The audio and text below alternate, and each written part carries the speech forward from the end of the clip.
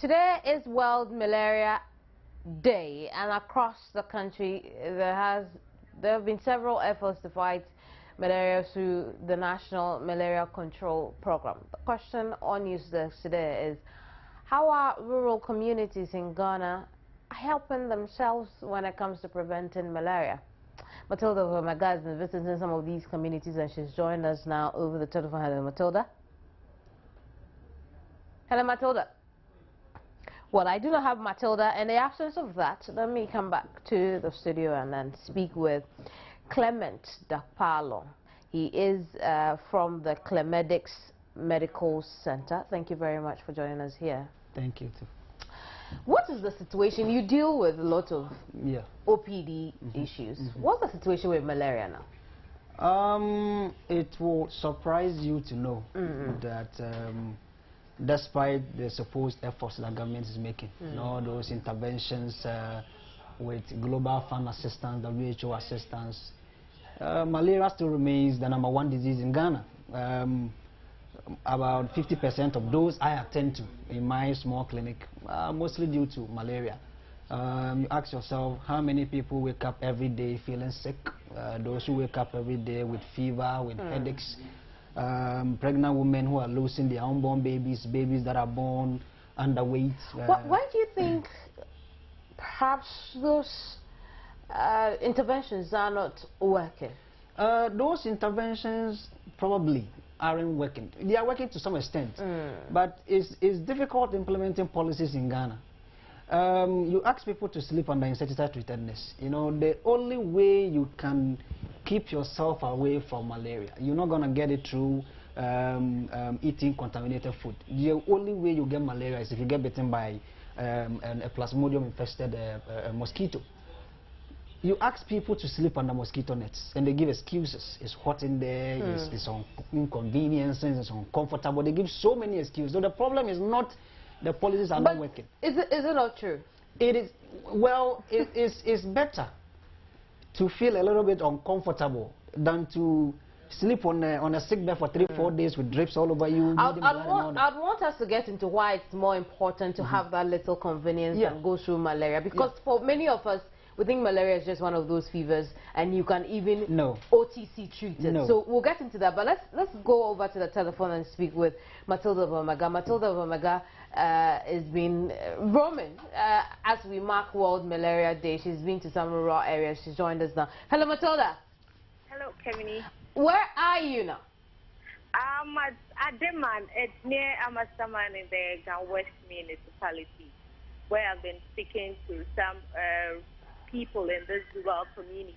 And interestingly, as we mark today, we mark World Malaria Day, I've been trying to find out from these people what exactly they know about malaria and what have they been doing over this period to prevent themselves. But it is interesting to know that education hasn't gone down well with people here, because some of them have some weird definitions to malaria, to some food they eat which gives them fever, and then unripe mangoes, and then things of that sort. And then what they are doing to prevent it, some tell me they boil some herbal medicines and then they take it on weekly basis to prevent their families from getting malaria. As to the use of mosquito nets, it is just a few who are aware of it. And these few who even know about this mosquito net do not use it on a regular basis. They complain that they are not used to it and it generates so much heat for them, so they don't sleep in it very often. Right, I'm going to have you hold on at that point. And I was telling you, Clement, that why is it important that I should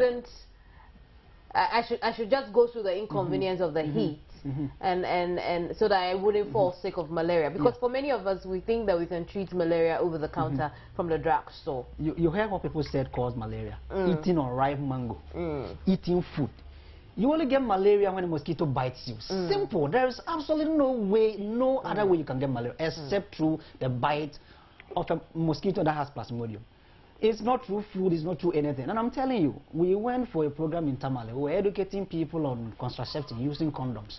And we will get a stick, carve it in the form of a manhood, and we'll tell people you put a condom on it that way. You know what people did?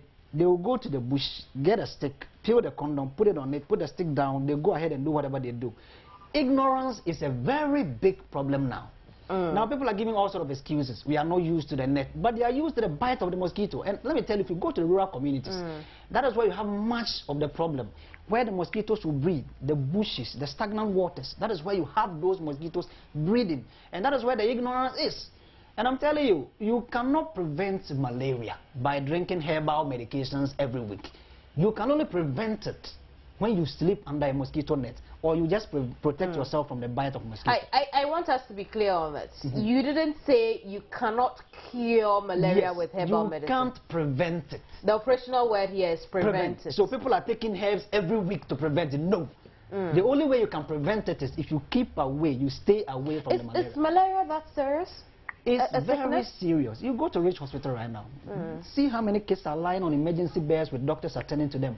How many people need blood transfusion? How many people are on drips? How many people need oxygen? Those with cerebral malaria, how many people you can't even talk to? They can't even remember their names. How many people with kidney damages? Pregnant women that are losing their babies. How many people That is what malaria does to you? I'm telling you. It's not just the fever. Look, we started this interview about 5 minutes ago. Every 3 seconds, someone dies of malaria. So calculate how many people have died as of now. I'm telling you, it's very serious. And it's the #1 disease in Ghana. 2008, when I was doing my research, Ghana was spending almost $800 million treating malaria. How real is the statistic of every 3 seconds someone dies? Because sometimes statistics just come out to put fear into people. You know something?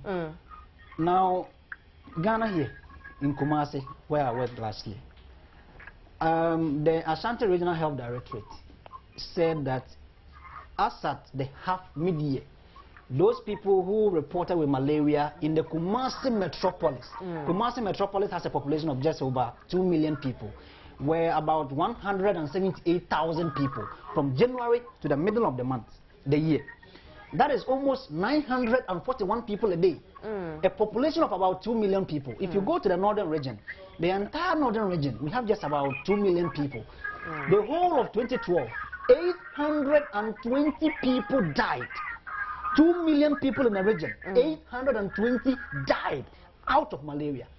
So I'm telling you, it's still the #1 disease. It's still killing more people than any other thing. Let's get back over the telephone. So Matilda, if these persons you met at, is it Ademan? Ademan, yes. If this person you met at Ademan, do not use the mosquito net to prevent malaria, to avoid mosquito bites so they don't get malaria. What other alternatives do they have to this? Well, they tell me they sometimes use the mosquito coil, but then at other times some have this strong smell that makes them catch cold every time they use it. So for them, they have stopped using these two. But then what they normally do, the boiling of herbs, where each member of the family is supposed to take it. It's like a tradition. That is what you are supposed to take every time. That's to prevent you from getting malaria. I see. So mosquito coils are a good alternative? Well, mosquito coils could be good alternatives. I know once they are approved, then it probably means that they are effective in killing the mosquitoes. But as to the extent to which they can go in reducing it, those statistics are not available. But what I can tell you is mosquitoes bite in the night around 10 to 5 p.m. That is the time most people will be asleep, and particularly kids who are less than 5 years old and pregnant women who have very weakened immunity. Statistics show that the mosquito nets, when you sleep under them, particularly those that are insecticide treated, can better prevent those malaria, because the coils will run out. You can't keep a mosquito coil burning the entire night. They probably will run out. The smoke will run out. The mosquitoes will gush in, particularly at a particular time when you are sleeping, when the coils are run out. So you can prevent it to some extent, but as to the level, significantly. Don't the mosquitoes at some point grow resistant to these repellents? It's not at some point. They are even developing resistance to drugs we are using, drugs that work in the blood. How much more coils? Okay, mosquitoes are developing. The Plasmodium parasite is very complicated. Remember, it has several life stages. That is why it will be very difficult to develop a vaccine for it. But the Plasmodium parasite has various life stages under which it develops. And it has various places in the body that it resides. So it's very difficult treating malaria. It's very difficult treating the Plasmodium parasite. It's very difficult. And it's very difficult getting rid of the mosquito that causes it. So please, those insecticides, what do you call it, coils and stuff can help. I have also heard that at some point the mosquitoes were grow resistant to the drug that was used to treat the insecticide, the net as well. Well, as I said, they are developing resistance to everything, from chloroquine to ACT, so it wouldn't be surprised to hear they are developing resistance to drugs that are being used to treat the nets. But at least you can't keep them away. If the nets are not torn and all that, you can keep them away, even without the insecticide treated stuff. You can keep them away. So Matilda, why don't they have the nets? Well, some of them complain that the last time I think an NGO, some group came around to distribute these mosquito nets to them, but then at a point these people were charging these nets before they give it out. You have to pay 50 or 5 for them to fix it for you. But then many of them tell me they couldn't afford it, so they just had to let them go. So some have it around, but others who have it are also not using it at all. But for some other families, they don't really care about mosquito nets. All they do is just take this family herbal concoction to prevent malaria.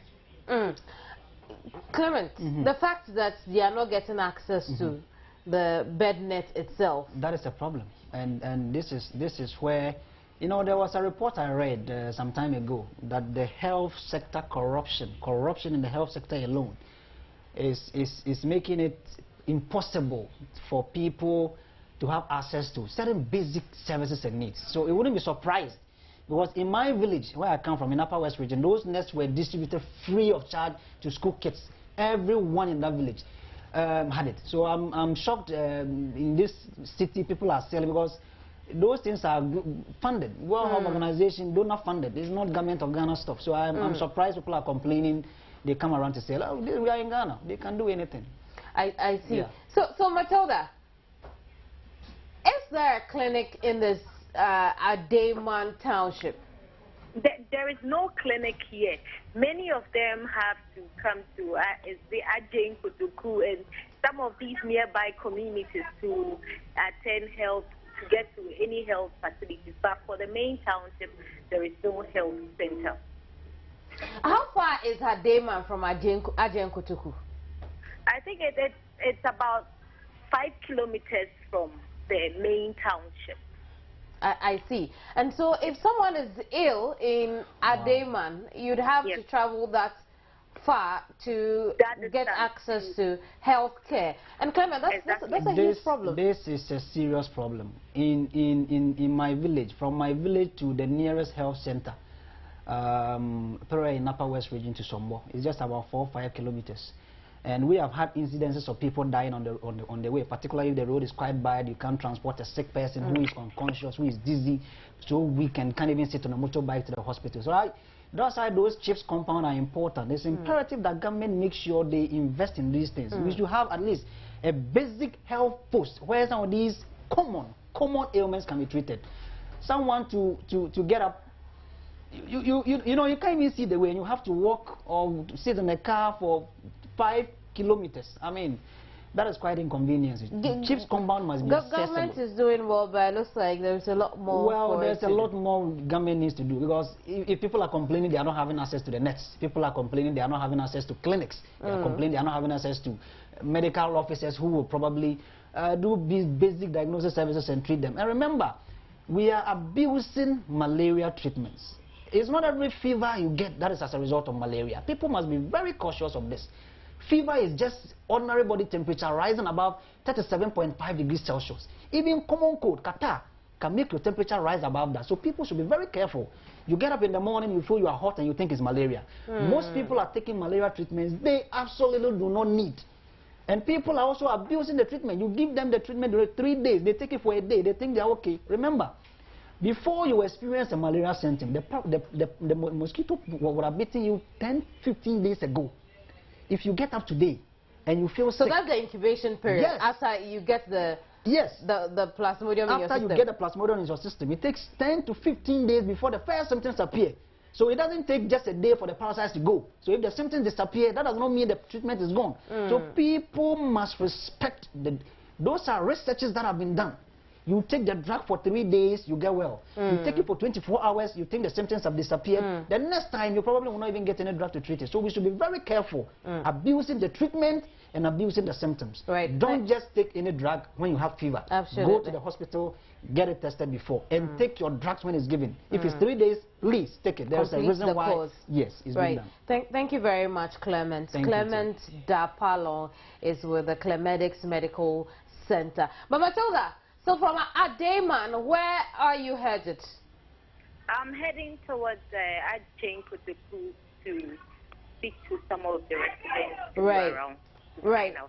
Thank you very much. We'll wait for that update as well from Acquah. We've been talking to Matilda Wembaga, who's been roaming some rural communities as we mark World Malaria Day today.